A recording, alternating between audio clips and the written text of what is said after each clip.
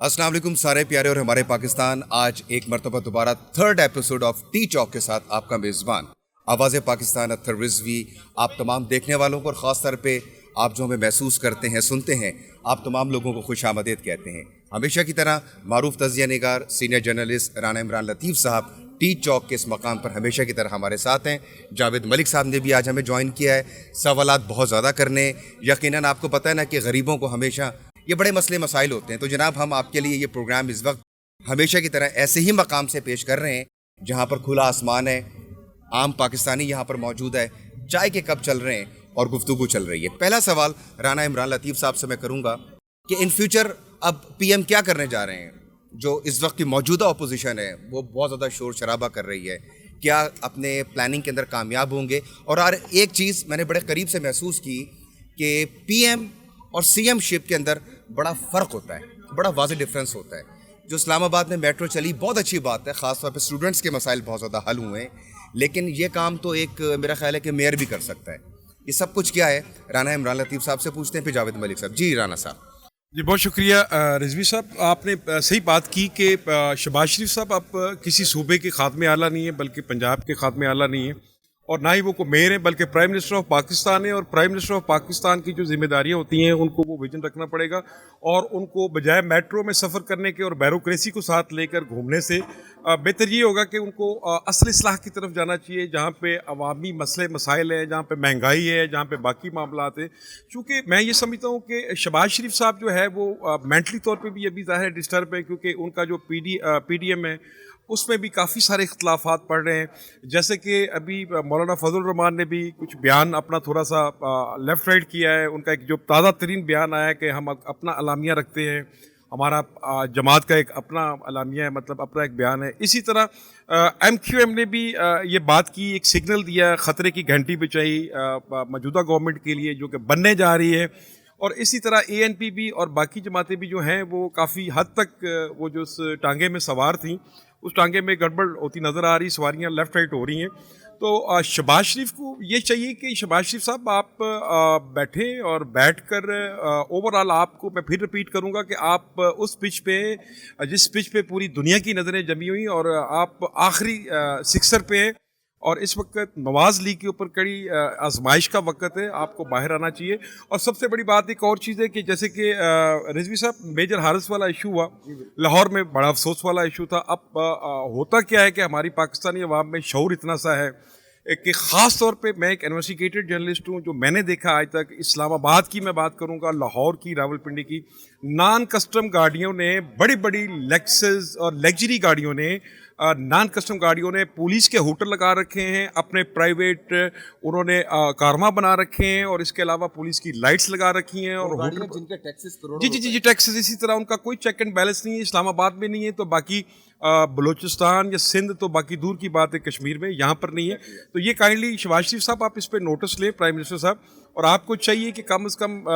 यहाँ की जो इंतज़ामिया है, बल्कि पूरे मुल्क में एक ऐसा क्रैकडाउन कराएं कि कम से कम ये जो प्राइवेट लोग जनाब पेशा अफराद नॉन कस्टम गाड़ियों में बैठ कर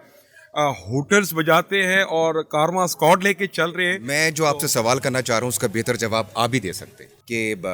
बड़े बड़े लोग जो हैं वो बड़ी महंगी तरीन गाड़ियाँ जिनके टैक्सेस करोड़ों रुपए के अंदर हैं, उनके टैक्स पे किए बगैर उनको NCP गाड़ियों के ऊपर जनाब वो पुलिस के राउटर लगा के और वो लाइटें लगा के जो है जी बिल्कुल ऐसा ही है, वो गाड़ियाँ आम इस्तेमाल कर रही हैं। देखें, प्राइम मिनिस्टर या आला इंतज़ामिया तो बाद में नोटिस लेगी, उनसे पहले भी किसी का फ़र्ज़ बनता है। वो कौन से लोग हैं जिनको प्राइम मिनिस्टर के नोटिस से पहले नोटिस ले लेना चाहिए? उसमें रिजवी साहब सीधी सी बात है, इस्लामाबाद की इंतज़ामिया, इसी तरह बाकी सूबों की और डिस्ट्रिक्ट की इंतज़ामिया का काम बनता है ये। और माजरत के साथ मैं अपने हर वीलॉग में, इसी प्रोग्राम टी चौक में भी कह चुका हूँ, लेकिन किसी किस्म का कोई चेक एंड बैलेंस इन लोगों के ऊपर नहीं है। मेजर हारिस पे मैं फिर आऊँगा। मेजर हारिस वाला जो इंसिडेंट है वो छोटा इंसिडेंट नहीं है, मतलब वहाँ पर ये जो एक प्रोटोकॉल है, इस प्रोटोकॉल को, मतलब मैं अपनी बात करूँगा कि मैं कुछ दिन पहले एक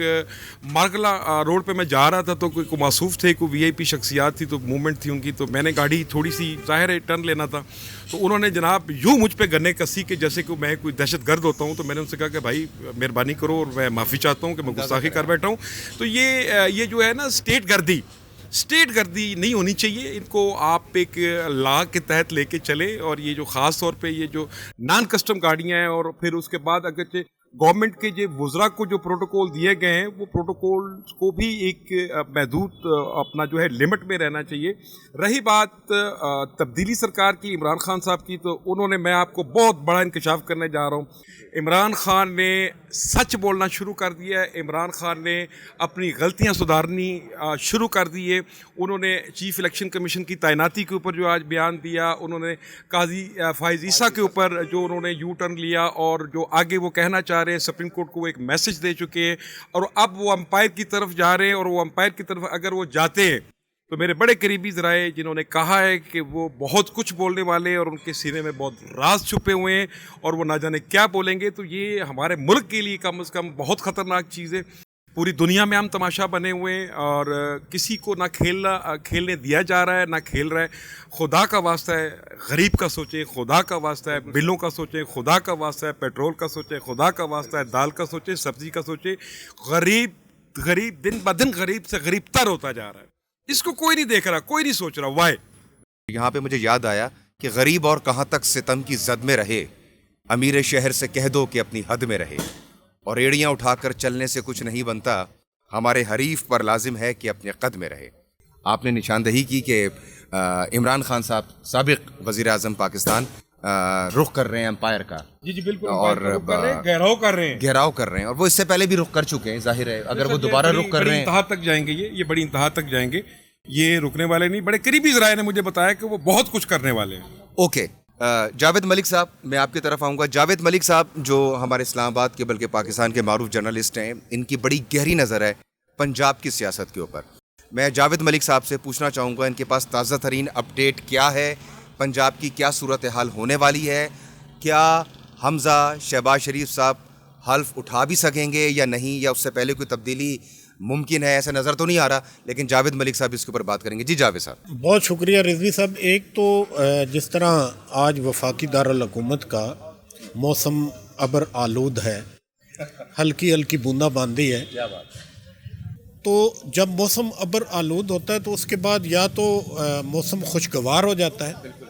یا حبس زدہ ہو جاتا ہے. پنجاب کا جو موسم ہے وہ حبس زدہ ہے. مجھے نہیں لگ رہا کہ اگلے 20-25 دن تک حمزہ شہباز شریف صاحب حلف اٹھا پائیں گے. حالات کچھ اس طرف جا رہے ہیں. ایک تو عمران خان کا دباؤ بہت زیادہ ہے, اور دوسرا جو لوگ پی ٹی آئی چھوڑ کے گئے ہیں,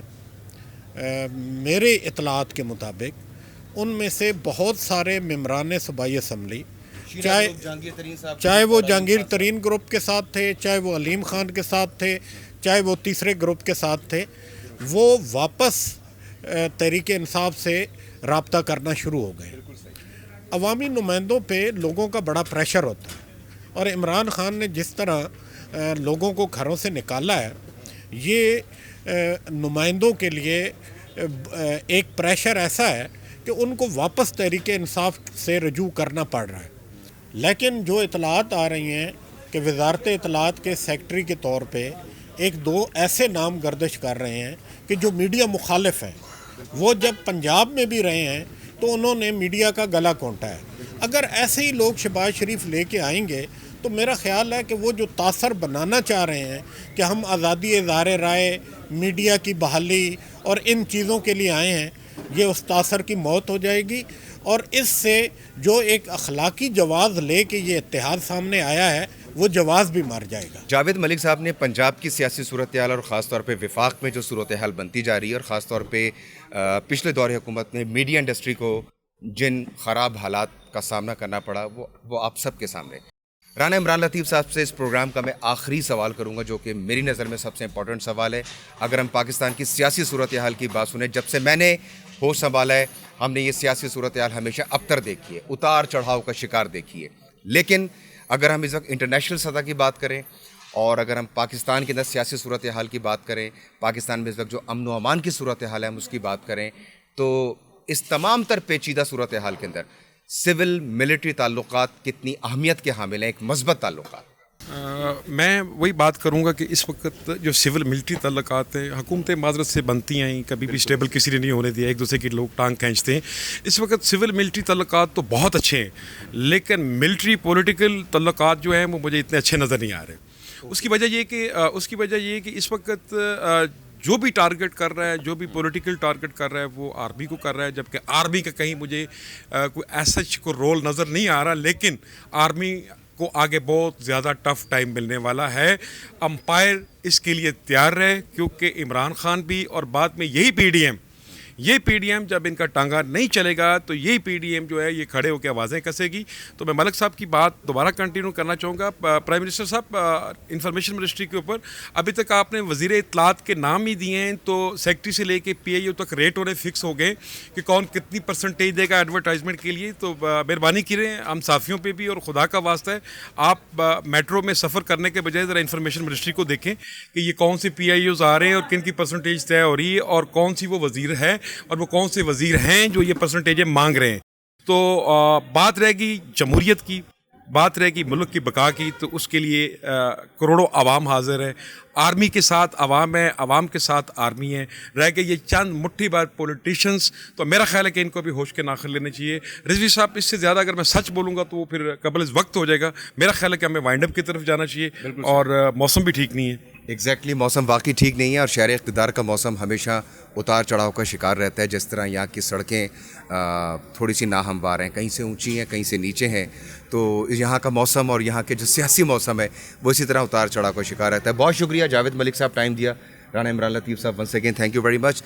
پروگرام ٹی چوک جو ہے فی الحال اپنے اختتام کو پہنچتا ہے اس سے پہلے کہ دوبارہ اس چوراہے کے اوپر بادل ٹوٹ کے برسے اور آپ کا دل جو ہے وہ یہ ترس ہے کہ آپ کی اور ہماری ملاقات ضرور ہو سکتی ہے ٹی چوک پہ چائے کے کپ کے اوپر اجازت دیجیے تھینک یو ویری مچ سپرد مولا